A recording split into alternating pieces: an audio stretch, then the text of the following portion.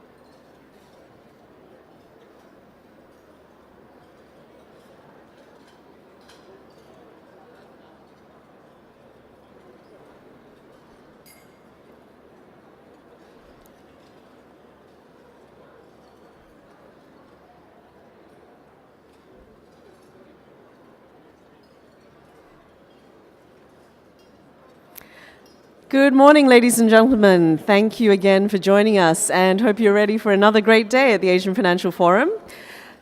We are here at the breakfast panel this morning, sponsored by the Financial Service Development Council. And I'd now like to invite Mr. Lawrence Lee, Chairman of the Financial Services Development Council, and our panelists to the stage, please.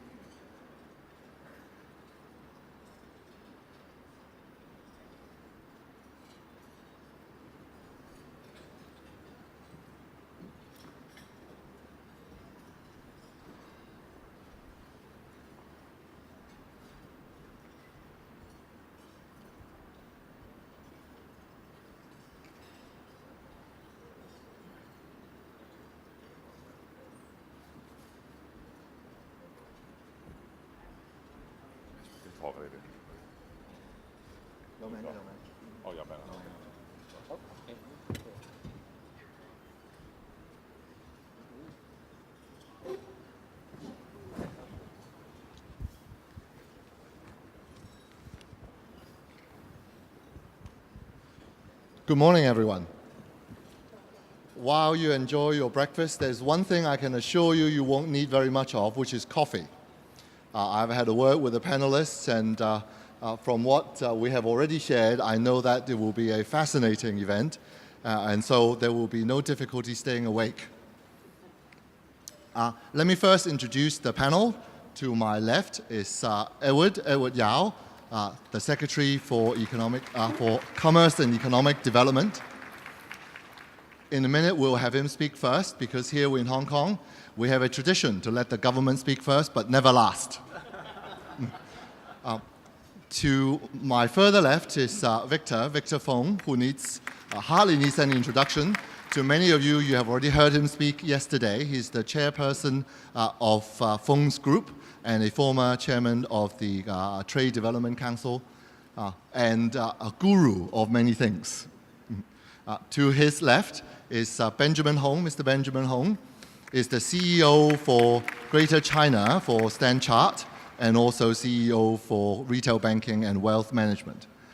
To my far left is Mr. John Slosser, Chairman of Hong Kong US Business Council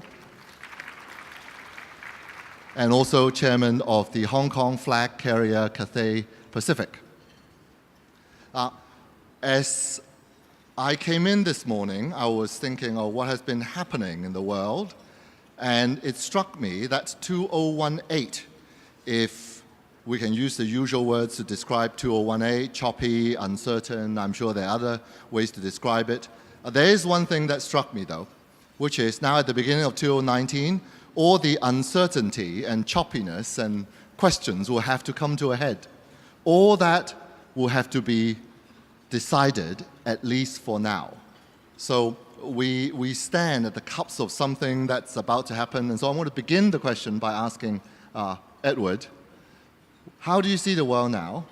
And what's going on and what does it mean for us? Thank you, Lawrence. Yeah, good morning, everybody. Life is full of surprises. I remember, and actually, we compared notes this morning.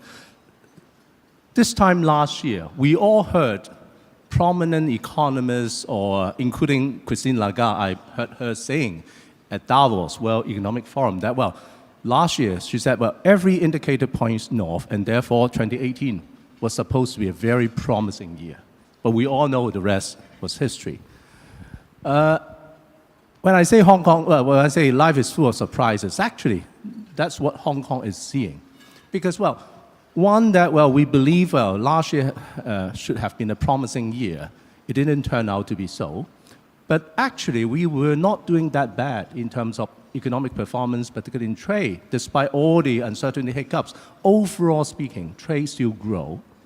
And also GDP still was ahead of the 10 years average, achieving 3.2%. But it would be really hard to predict 2019 because of the lingering sort of uncertainty.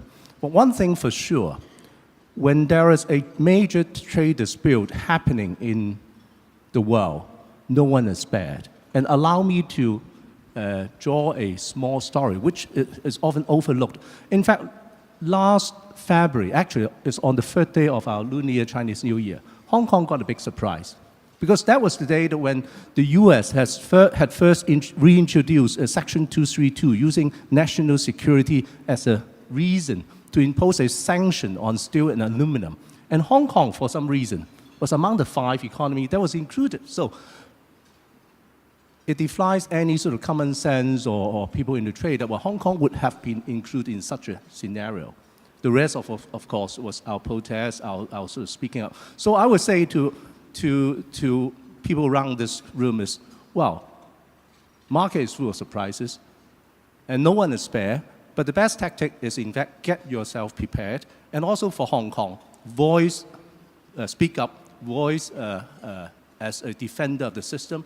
And in fact, that's the role that Hong Kong will be performing in the multilateral trading system. Thank you, Edward.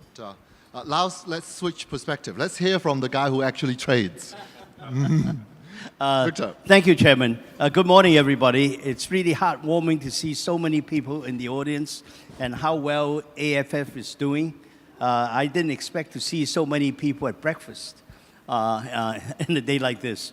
Well, anyway, I think if I would have just continued the theme that Edward has just started and give a view from the ground, what does it feel like in this environment with the trade war hanging over us? What is happening? I think the key thing I would say is there's going to be, and we're experiencing right now, a major change in the pattern of trade. How so? I think it's going to be a total refocus on the concept of country of origin. You all remember that, right? It's really the global supply chains are now really a product is being finished in a number of countries. But it's really that last stage that confers the country of origin. Now today, because of the conflicts, if the country of origin is China, then you could be subject to these additional tariffs that they're talking about. So really what's happening now is, I would almost say, a very strong focus on thinking how we could realign the total pattern of global trade flows to do the finishing and get the country of origin into other countries other than China. Now, what's happening then is the global supply chains are being completely rearranged during this period. Now, the adjustments cannot happen that fast, but it will happen, and that will be the changing pattern. If you think about it, it actually stands to reason. Because the biggest trade corridor in the world is actually the flow between China and the US. And if you cause an interruption in that flow, the flow has to find other places to flow. And that's really what's happening. Now the question is, which countries will be beneficiaries? And how will the global supply chains adjust to this changing trade pattern? And as the trade pattern adjusts, so will all the ancillary services, even in trade financing, logistics, cargo, everything will adjust. Ultimately, I think you've got to look at whether the total trade will be affected, etc., will be very much a function of the environment and very much a function of the consumer and whether the consumer continues to buy. If the US consumer continues to buy, it doesn't matter to the consumer whether it's made in China or made in Bangladesh. She'll still buy if it's the right product. Now, in this whole episode, I'd like to just finish, Chairman, by saying this is not unfamiliar to Hong Kong. You remember that 20 years ago, we really started this whole idea of global supply chains right here and start orchestrating the global trade flows. Starting with the economic opening of China some 30 years ago and then developing that into the global supply chains as we know it in the recent past. This total picture is going to change. And I think Hong Kong is refining this new role in orchestrating this potential new flow around the world. And I think that, to me, is the big message from the ground. Thank you, Victor. So what we have had is a message that no one is spared. There's going to be change, and it's going to be a little bit unpredictable. Things are going to be surprising. We have had a message saying perhaps the further step is going to be some disruption to the trade corridor, but we can handle it. There's going to be potential beneficiaries everywhere. It's going to be spread around. So I'm going to jump. I'm going to do something. I'm going to jump Benjamin and go to our flag carrier and ask him a question about how are we going to respond with all these changes about trade pattern. But let me also ratchet up. You are a carrier for Hong Kong. This disruption and change and redistribution of supply chain, are we going to be cut out or are we going to get more? All very good questions. First, let me say I completely agree with the points made by Edward and Victor on that. And I think that the word that comes to mind for us, and I think overall has to be nimble, not NIMBY, not in my backyard, but nimble, i.e. in a changing environment, you have to figure out how you respond to the changes. And those who can respond to them best and fastest normally has a great advantage in dealing with them. So there's no doubt that the changes set loose now are going to percolate through the system. So how does Hong Kong adapt? Generally, I think the answer is we adapt reasonably well. We tend to get into things quickly, we move, we get on with it, and I think that's a great advantage.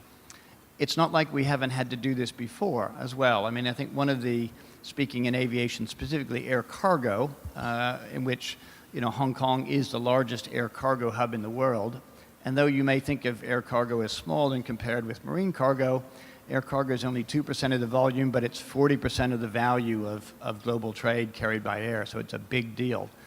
You know, in the past, if you went back 10 years, you know, the real production center of China was the Pearl River Delta. This was great for Hong Kong because it was just across the border. It was easy to bring goods across the border, ship them out. You know, it was on that Hong Kong built its, you know, first really strong cargo position. But then the Go West policy happened. A lot of the manufacturers moved out of the PRD to other parts of China. This was a big threat to Hong Kong. It now wasn't a simple you know, truck trip across the border. You had to figure out how to get the logistics into Hong Kong to keep the flow going. But guess what? 10 years later, Hong Kong is still the biggest air cargo hub in the world because we found a way to make it happen. And I think this is where that nimbleness, this agility, the ability to adapt to a changing environment in Hong Kong is really second to none. So I think for sure there are going to be challenges. For sure, you know, adapting to a further spread of supply chains, maybe outside of China, is not going to be easy. Does it pose some challenges and some threats? Sure it does. But I think it's the best thing to do is figure out and worry about the response more than worrying about the problems. Worry about the response. Yeah. What can you share about the type of good responses that we can do? Well, I think, look, you know, again, Hong Kong is the number one air cargo hub. It's still a very big marine cargo hub. So we have the scale, we have the infrastructure, we have the support to keep that going as far as that goes. But we have to, you know, we will have to redeploy capacity, we will have to redeploy expertise, we will have to, you know, reinvent maybe or re-emphasize the value that Hong Kong can bring in terms of bringing global trade flows here. And look, as Victor said, you know, the change, I think, of diversifying supply chains out of, you know, a maybe overwhelmingly strong China base, that's going to diversify out, but that's going to take time. It's not going to happen overnight. It took a generation to build, you know, the world's global manufacturing base in China. It's not going to shift out of there in 2 months. So we will have time to adapt to that. We will have time to figure out, you know, how we need to play to those situations. Benjamin, we're going to turn to you, but I'm going to switch a little bit again. You are in financial services. Thank you again for sitting on the Financial Services Development Council. We have benefited a lot from your council. But let me perhaps, before your term ends, ask you some difficult questions. You go where your clients go. Do you see clients coming more to this region, or in this change now dispersing? Yep, it's a very good question. Thank you. Maybe I should build on what Edward, Victor, and John said and then lead into addressing your question. Because I do think 2019 will be a year of scenario planning. Simply because the world is very much influenced by a few big personalities, and these personalities do drive unpredictability, ranging from a no-deal Brexit, a no-Brexit, or a US-China deal, no US-China deal, a wall, no wall in Mexico. From all sorts of, I would say, variety of outcomes, I think the world is becoming more and more geared now towards scenario planning. And building on what Victor said, this is exactly what Hong Kong faced during the kind of late 70s, 80s, early 90s, when there was a huge amount of textile quota, the multi-fiber agreement, where that was a form of, I would say, unilateralism in a different form. That it is exactly the nimbleness of the Hong Kong market, the supply chain, how things worked around the country of origin, to have faced up to that challenge to a point of making Hong Kong a successful place to do exactly the supply chain, financing, and for that matter, aviation. And I think it's exactly that nimbleness that clients will look to Hong Kong for that agility to help them facilitate, to face up to the challenges. And I do think uncertainty does not equate to pessimism. Uncertainty simply means the fastest movers will win. And this is exactly where Hong Kong kicks in. We are the fastest and nimblest partner to help people navigate through the uncertain world. Can I? Victor. Chairman, can I just add a thing to just follow on to what Edward had just said and really answer your earlier question, what can we do? I think there's plenty. You know, if you really look at the situation today, the small and medium-sized enterprises in China that were doing the bulk of the finishing must find a new home. They've got to find a new home to finish the products somewhere outside of China. Now, where is that global network? And who has access to that global network? Are people right here in Hong Kong. We have over 30,000 people in Hong Kong, firms, not people, 30,000 companies in Hong Kong that have been orchestrating the global supply chains. And that is our strength, and this is the application of our existing strength. And if we can put two and two together, people have talked a lot about the One Belt, One Road. And what you really hear all the time is it's about building infrastructure. That's absolutely right. The first step is about building infrastructure. But I always ask the question, so what happens after the infrastructure is built, which is going to happen fairly soon? Who's going to use it? Now you have the answer. Unfortunately, it was kind of forced by adverse circumstances of the trade conflict. But this is exactly what's going to happen. And there'll be, in my mind, a mass migration of potential business sector SMEs out of China into looking for new areas of finishing the goods and new countries of origin along the Belt and Road, which I am sure the Hong Kong entrepreneurs will play a major role in actually helping that flow. And I think that's going to be a major opportunity for Hong Kong, using our nimbleness and answering the question very much on the ground of what we can do. I want to echo the views, particularly in the private sector, in the business sector, and the financial sector. That I remember yesterday here, Bob Sedgwick was saying that, well, Hong Kong is always a bit of paranoid, but that's in the positive sense because, well, that's the nimbleness. And also that's the alarmist that we are sounding.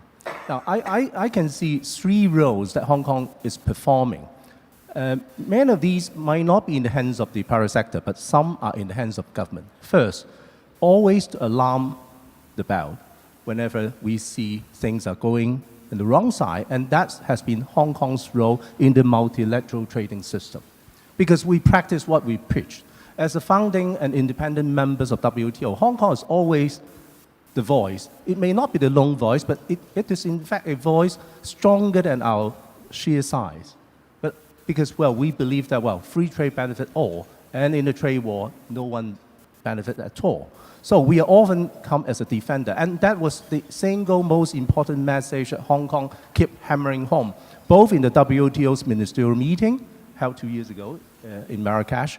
It was also the same message that we voiced in the APEC meeting. And in fact, that was one of the reasons Hong Kong took exception to the declaration among leaders by not supporting multilateral trading system. Hong Kong actually takes a very serious attitude in that. So the second role, in addition to being an alarmist, is in fact the defender of the system. The third one is, Victor mentioned about action. While traders, businessmen are sort of struggling for the way out, actually, Hong Kong is also finding a way to build bridges.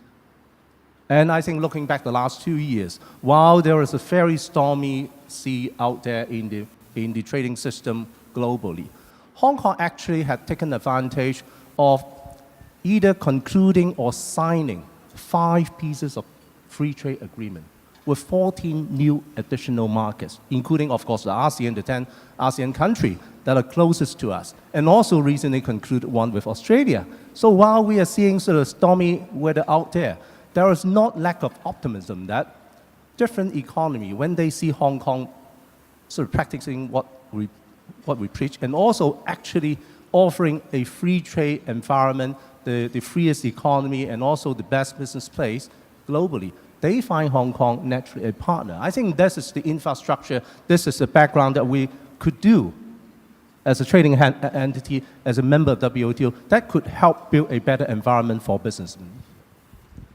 Edward, I would also not let you go without highlighting what Victor has just said.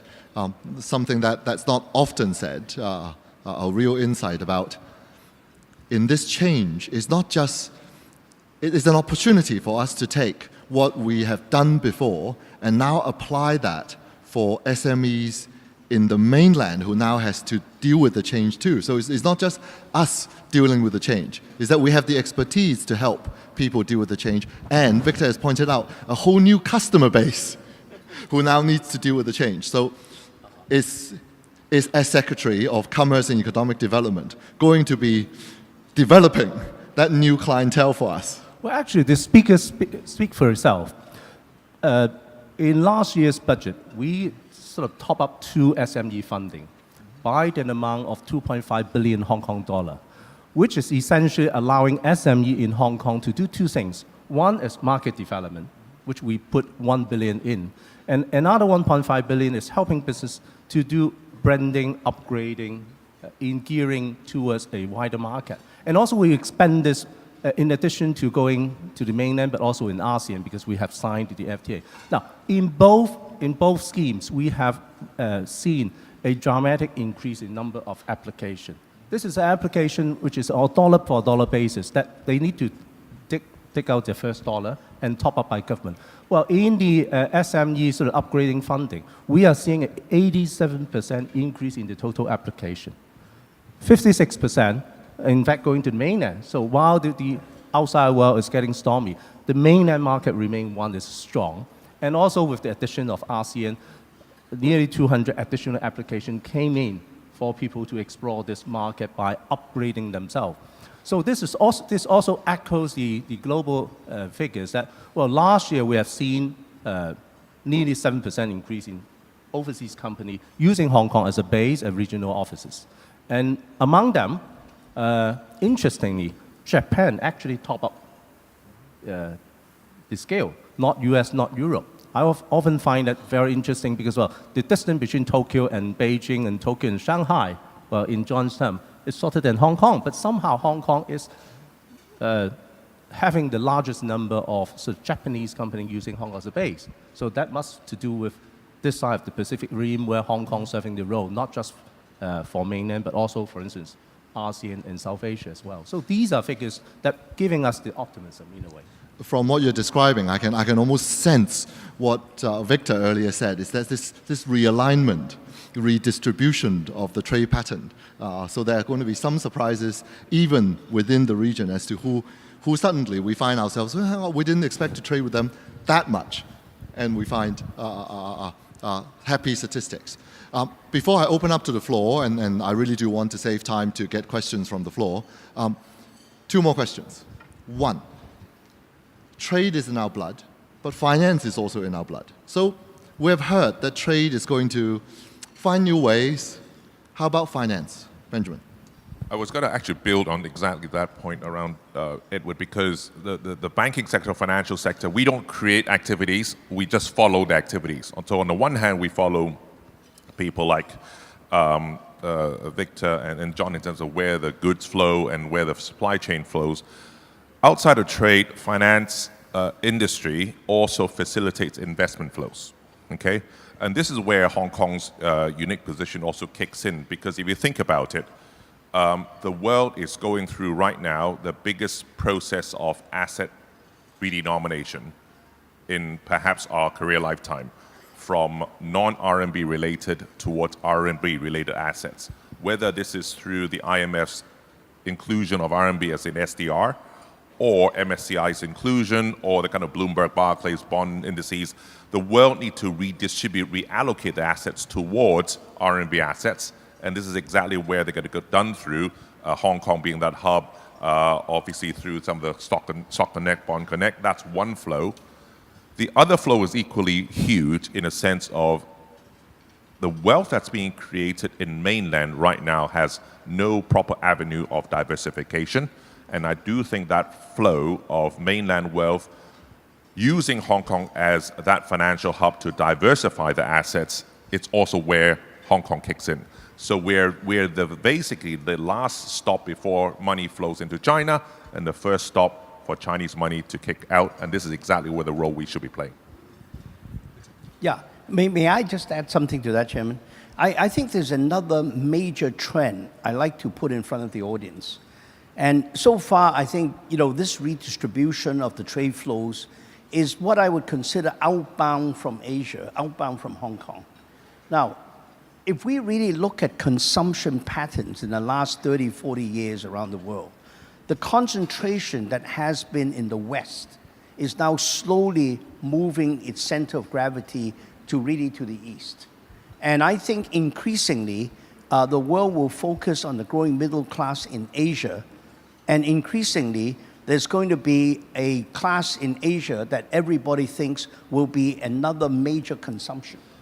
So, in fact, in our company, we call it the ABC, Asian-based consumer, starting with China. So really, this focus on the ABC is going to be a major trend, major flow in the world, where you're thinking now about inbound to Asia. And that's music to John's ears, I know. Inbound to Asia.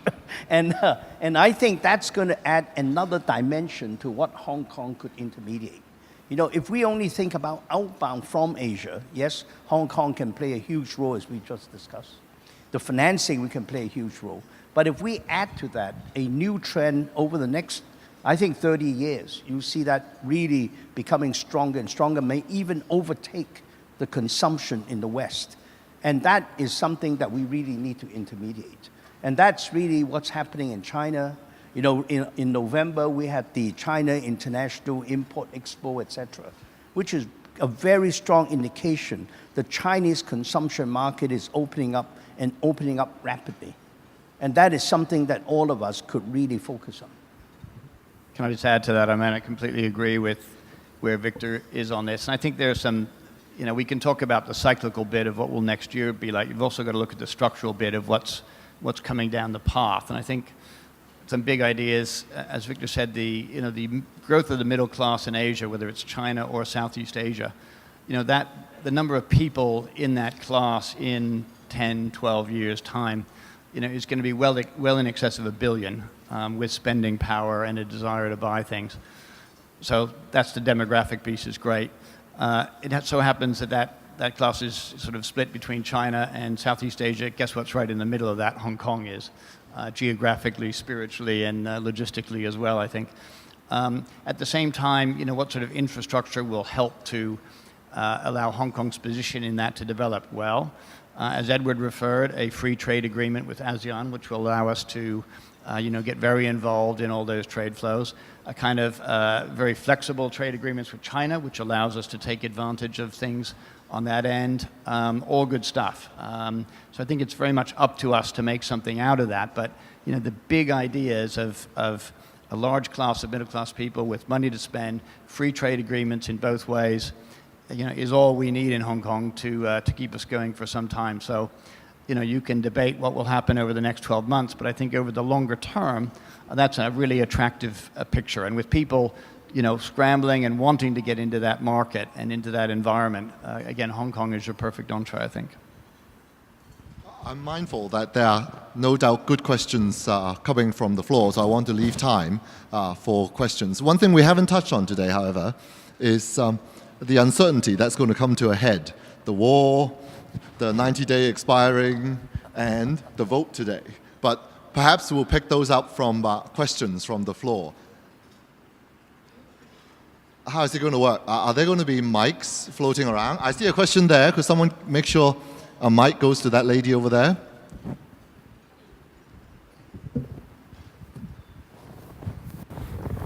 Thank you, Mr. Lee. Good morning. Good morning. I'm Noi Yiping from Hong Kong International Service. I have a very simple but difficult question for those speakers. Do you think, according to the technologies right now, barter trade is available later?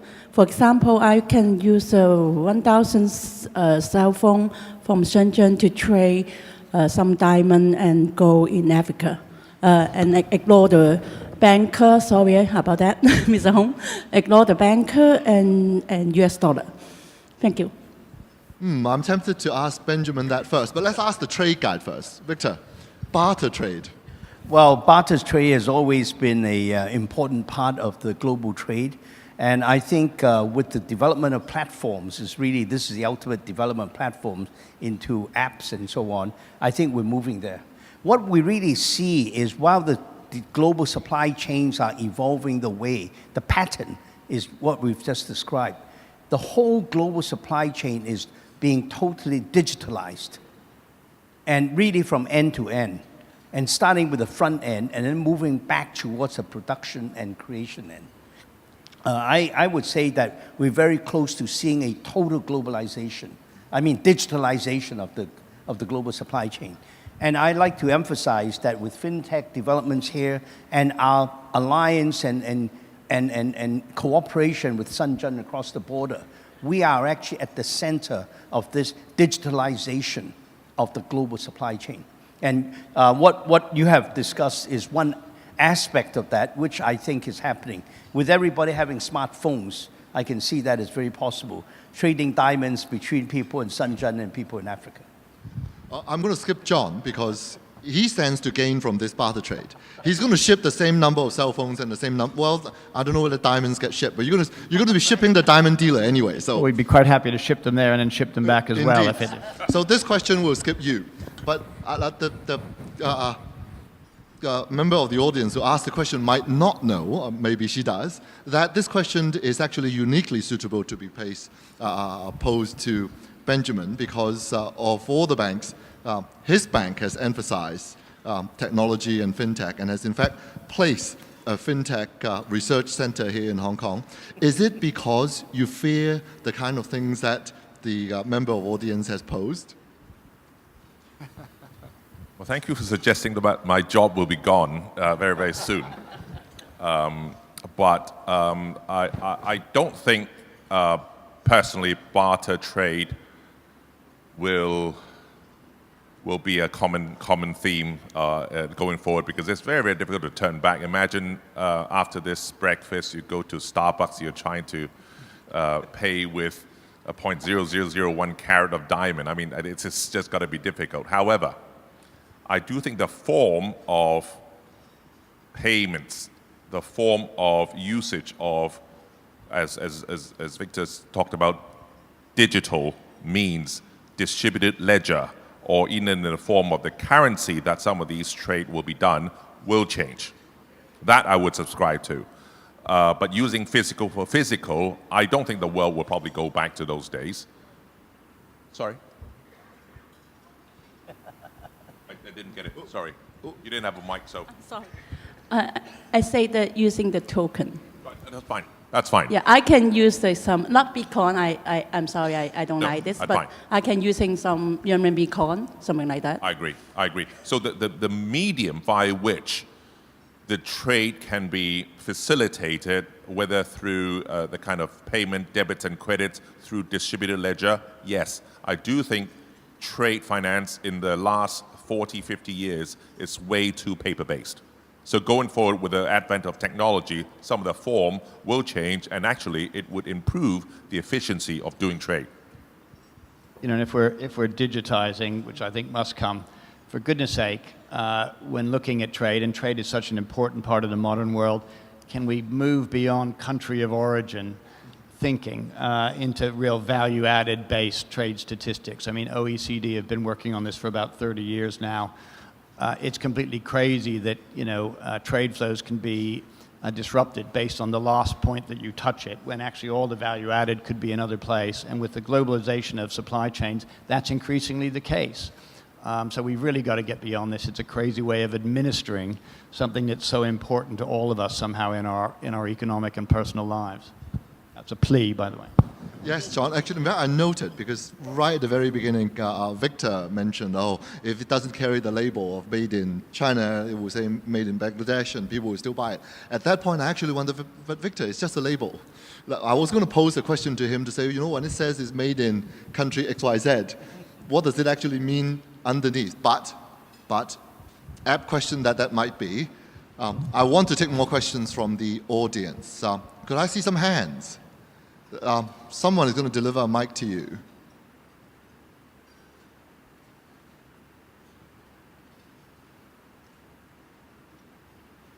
Oh, my. Not enough coffee, huh? Well, while you formulate your questions, and please do, I'm going to continue with that question. John's plea. Let's move beyond made in country X. How is that going to happen? Actually, before John or Victor comes in, but there is a role in government or intergovernmental. Barter trade or otherwise, I think the biggest enemy to trade is in fact all sorts of barriers, be it monetary or otherwise. I think we are talking about, in this time and age, beyond e-commerce. But actually, when we see the multilateral trading system, WTO for instance, we are still struggling in agenda items well before this time. The Doha agenda was not even able to secure consensus, let alone issue that we talked about, e-commerce. Now, that's a big, major struggle. That's why I began in the outset that Hong Kong must defend the multilateral trading system, because Hong Kong is certainly one of the freest sort of economy in the world. That would not frustrate free trade.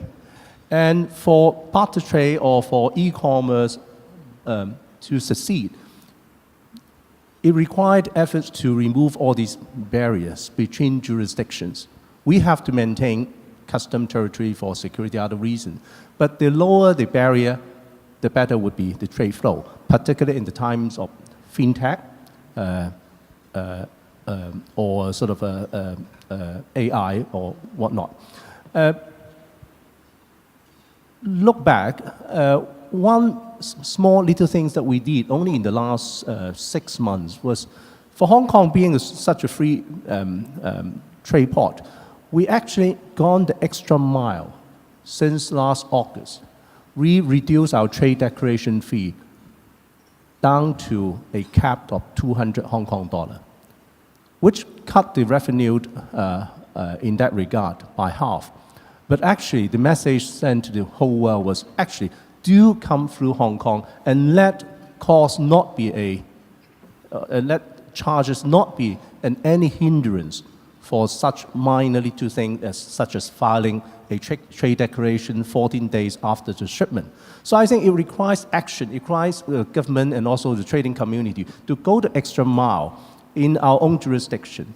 It also requires, I mentioned about free trade agreement, that be it the free trade agreement with ASEAN or the one that we conclude with Australia, so that really achieving a low, if not zero tariff for trade in goods and also in services to facilitate the movement that we are now talking, or movement of goods and services beyond the current state of play.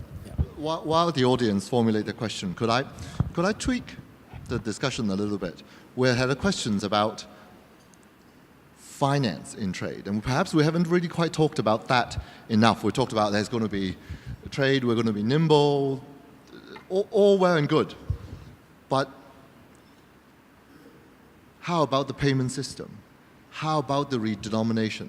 How about the very high end of the service that we in Hong Kong also provide, the financial community? Victor. Can I just make a quick response? But Of course. I do want to make a couple of quick points on that. First, let me, before I respond to your question, let me just make 2 quick points. We have, to your point, John, we have those participating in global trade have been frankly concerned about the way trade is measured around the world for the last 30 years. We've been trying to change that. See, when everything was only manufactured in one country and shipped to another country to be consumed, it works great. When you manufacture in 3 countries, the value added, is spread out. And you cannot confer the country of origin and charge the last country that did the finishing with the full amount of the trade, which is what's happening in the world today. And in a sense, because the system refused to change, we're now exploiting that, if I could think that way, in terms of how we actually move trade around.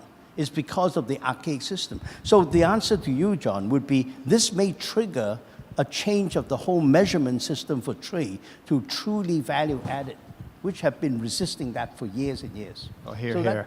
So Here. That would be because it may be you may have companies moving out of say China to another place, as you say, an SME, for a crazy reason that they're the last people who touch a certain good, when actually the value-added component is 15%, they should stay in China. It's a waste of capital and effort to move them, and it's because we measure things in an incorrect way. We've said for years that it makes no sense because politicians were insisting that we stay with the old system when the reality has completely changed. Now, may I answer your question? It's very simple in my mind.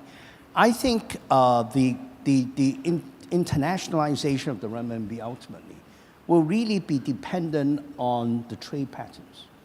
You know, you could do things with investments to a certain extent, okay, but I think it's going to be fundamental real economy and the flow of trade.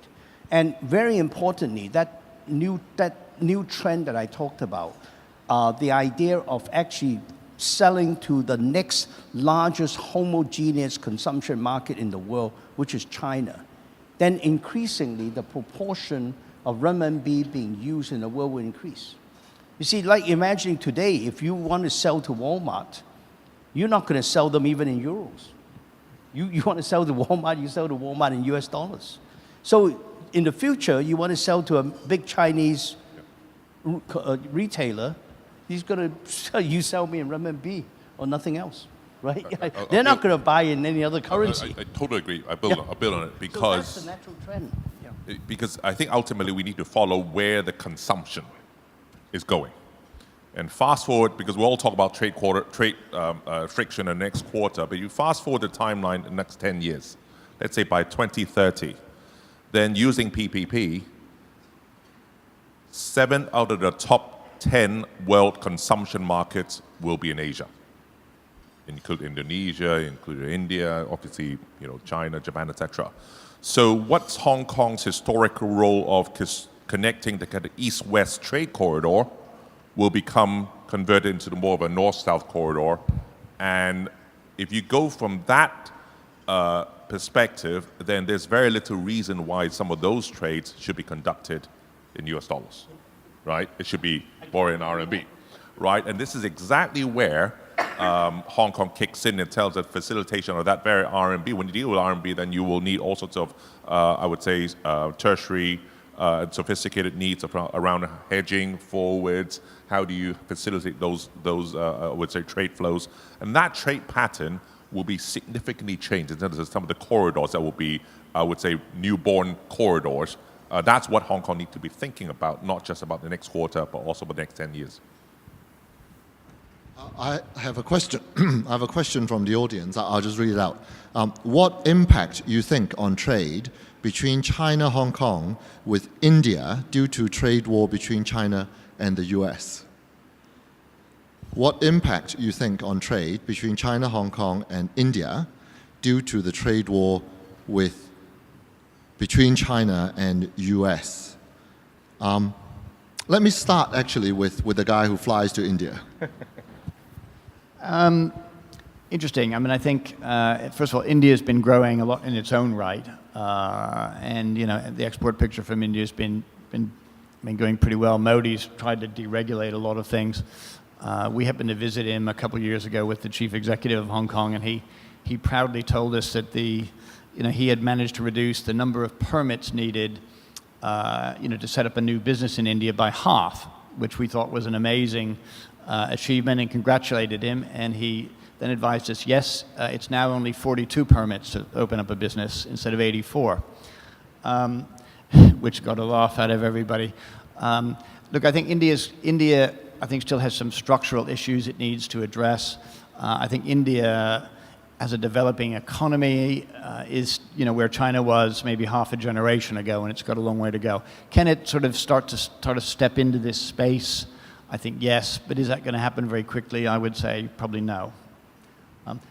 We'll continue to serve it. Lots of passenger traffic. India, Indian middle class, developing income. They love to travel. They like to buy things, but playing a big enough role to, in any way, take over the bits of China that need to be diversified a bit, but not totally. Okay, so some optimism, not fully. I'm reminded of something. It's a time issue because it's just not going to happen that quickly. Would be my view. Someone once taught me that excitement comes both from size and from the rate of growth. So perhaps it has one of the two going for it, but not necessarily both. Then, same question for the guy whose bank has Indian roots. There are two aspects. One, you look at India. India has both similarities and differences to China. Similarity, it has a huge population.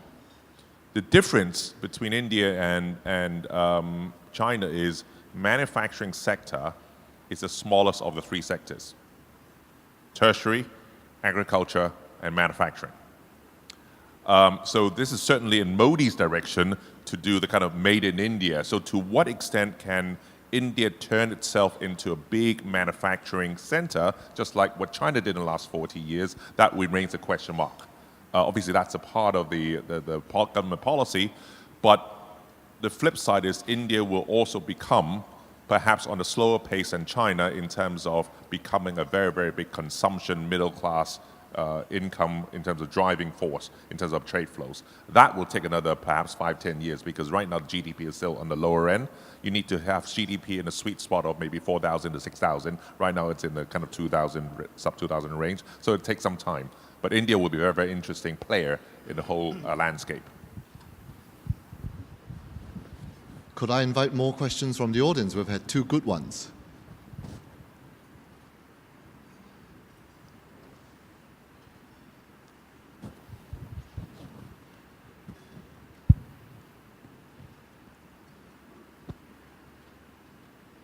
Yes, please.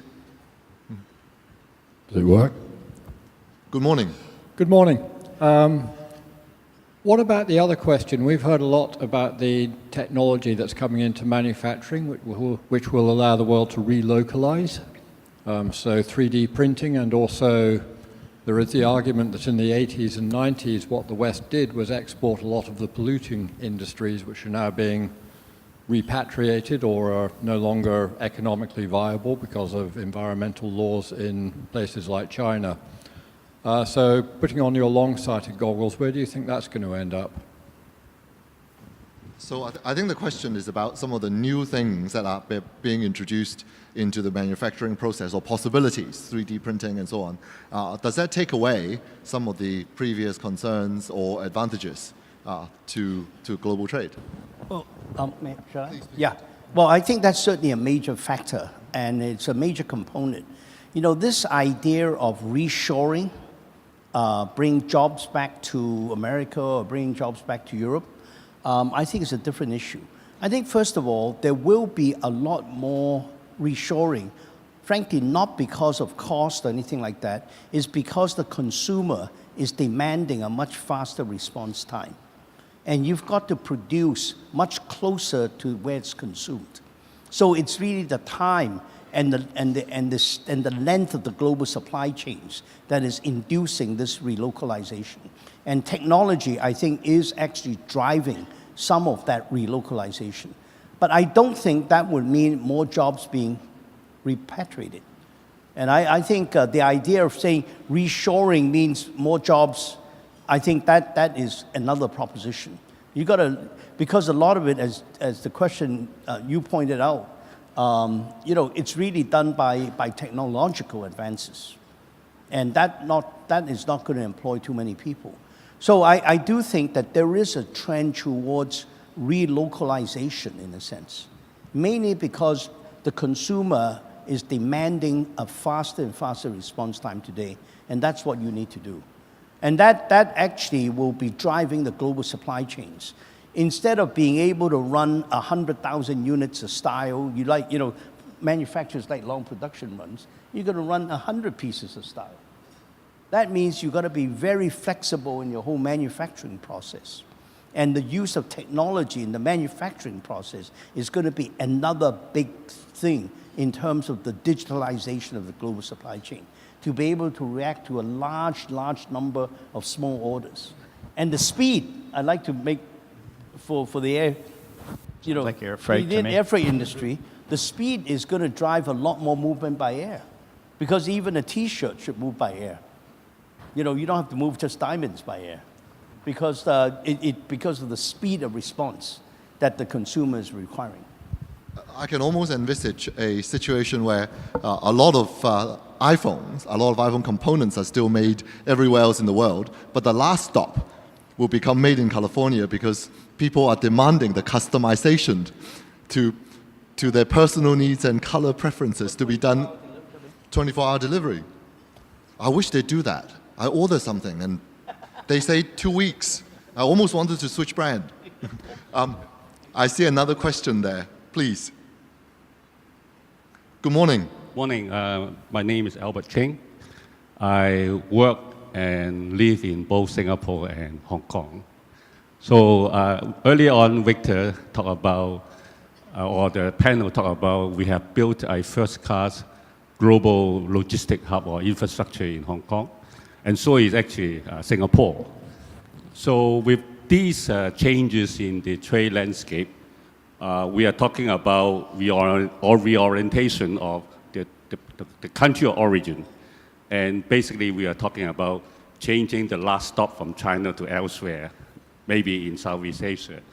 So my question is very simple. Today, we talk about the Hong Kong role in the changing multilateral trade landscape. What is the role of Singapore? I'd like to ask the panel. That question definitely will not go to Edward. I won't make it difficult for Edward. Why not? I have no problem. Oh, but we know your answer. No, I think.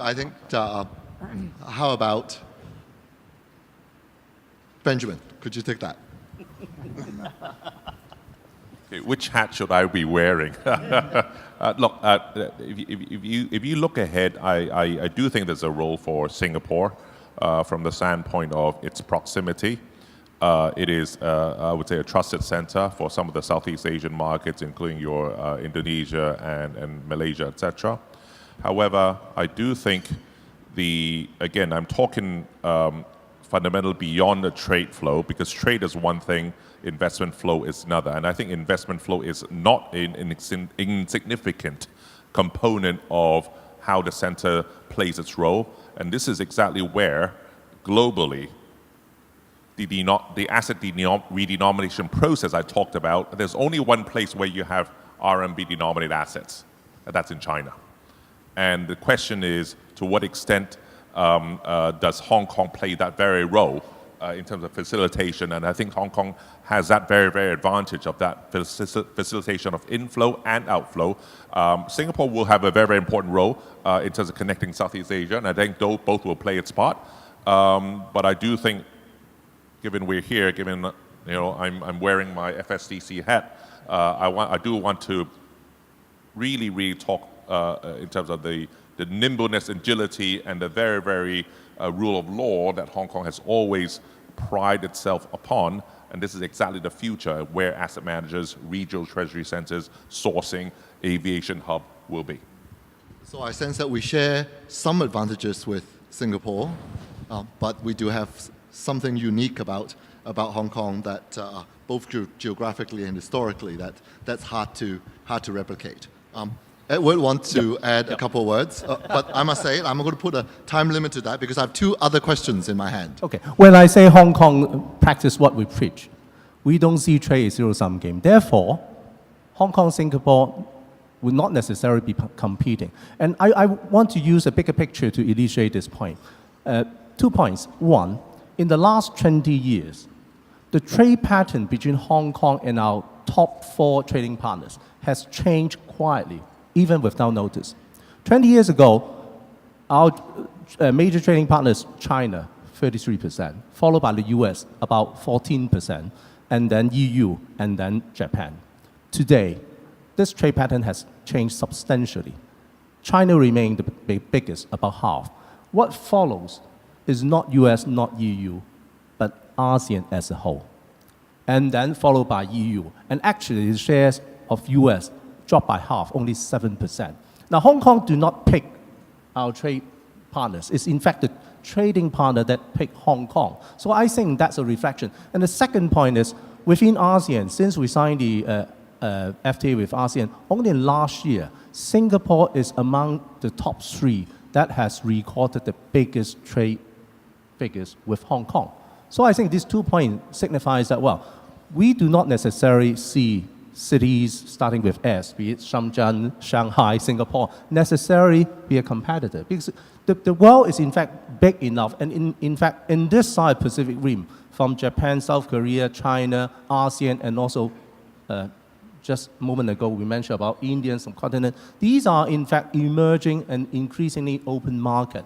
That, I think, opens up opportunity for free trader like Hong Kong, Singapore, maybe Australia, to sort of scramble for our fair share. We have almost come full circle to the beginning, which is there's going to be change, there's going to be redistribution, and I hear the message of when there's redistribution, it's not redistributing to just one, it's actually really redistribution, and all these cities can actually trade with each other and knit a new network. I know the time, but I'm going to go over time, and I have two questions in my hand and one from the floor. I'm going to take the one on the floor first. Hi, good morning. I'm the Consul General of Canada in Hong Kong, and I have a question about money laundering, maybe particularly for Ben. As we've been talking about a shift out of US dollar trading, US dollar assets into renminbi, what might be the implications of that for global efforts to combat money laundering, and where do you see the trends going over the next couple of years? Thank you. Yeah, well, thank you. This is a subject that is very dear to my heart.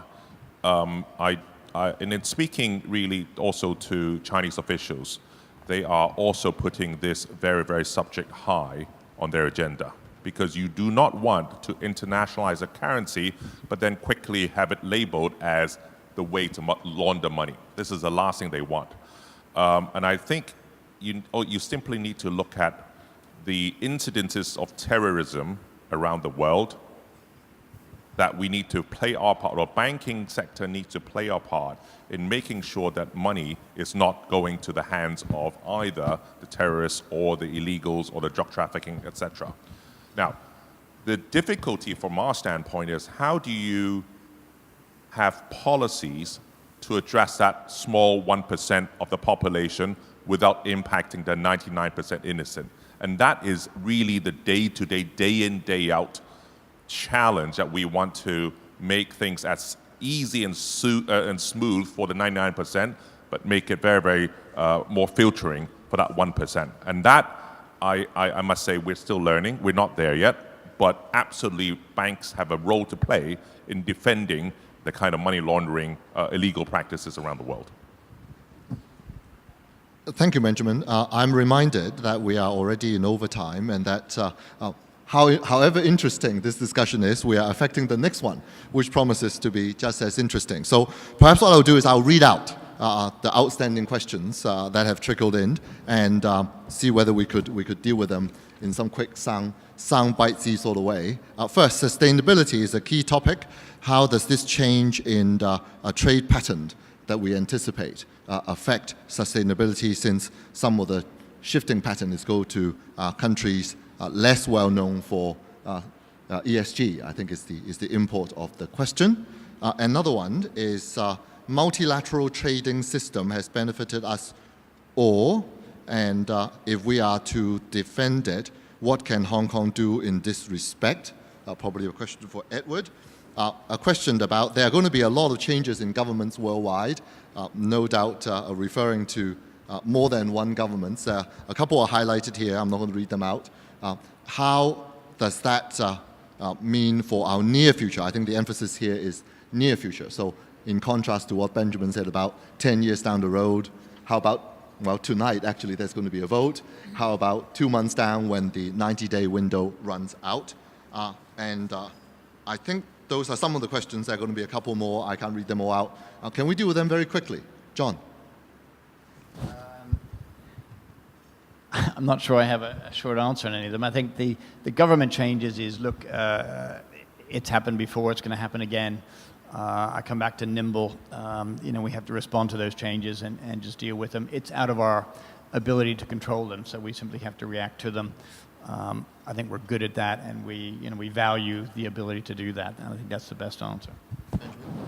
All I would say is, because of the short-term uncertainty, the big danger is that driving into pessimism, because pessimism itself may drive to economic slowdown, etc. It's more around how do you position yourself and be agile to face up to some of the uncertainty in the environment. That's more the trick. This redistribution of the trade pattern, actually, in my mind, may actually give us an opportunity for a new wave of globalization. That wave of globalization will address questions of inequality and so on. Because I can see that this begins to now trickle down further to the least developed countries. Okay, as we look for new places to do the finishing, we're going to be able to create jobs, local jobs, etc. And the important thing, though, in the last 10, 20 years, driven by the consumer, there's a huge concern on sustainability, on ESG, and so on. And the global supply chain system have actually learned to monitor these. So as we trickle down to the least developed countries, they will be adopting the most current standards and norms. Otherwise, you cannot satisfy the consumer, especially in the West. So I think I am actually very confident that the ESG and sustainability will become the norm as we actually trickle down. Against uncertainty, the best way is to create a sense of certainty. And free trade agreement, they are binding. Investment protection and promotion agreement are binding. They give a sense of assurance to traders when they go to a new market. They are being assured of reduction or zero tariff. They're being assured of protection in the circumstances where there is any sort of a civil unrest, for instance. There will be compensation packages. So what government is doing is we'll continue to build this sort of a predictability or certainty in the most uncertain environment. And in fact, that's also the message that we're sending to our very close trading partners, including not just the country I mentioned, but also, for instance, the UK after Brexit, Canada, the CG were testified. We're also asking them, why not using Hong Kong as a platform to build this more certain investment and trading environment in the midst of uncertainty. Thank you. With those summaries, I'm almost tempted not to give my summary, but I did promise not to give the government the last word, so I guess it's now on me to say some last words. I got a really clear message from the four panelists that is change, redistribution, uncertainty. We're not going to hide from the fact that there's going to be some, but it's exactly because of that the best way to do this is to find a nimble partner, find someone with a track record of dealing with redistribution of quotas, dealing with shifting networks, dealing with multilateral issues. And I'm really glad because that's us. So thank you very much. Thank you very much to all the panelists. Thank you very much for the questions from the audience. The next panel promises to be just as interesting. They probably will serve you less food, however. So have a great day, and thank you again. Thank you, Mr. Lee and the panel speakers. Please remain on stage for a group photo.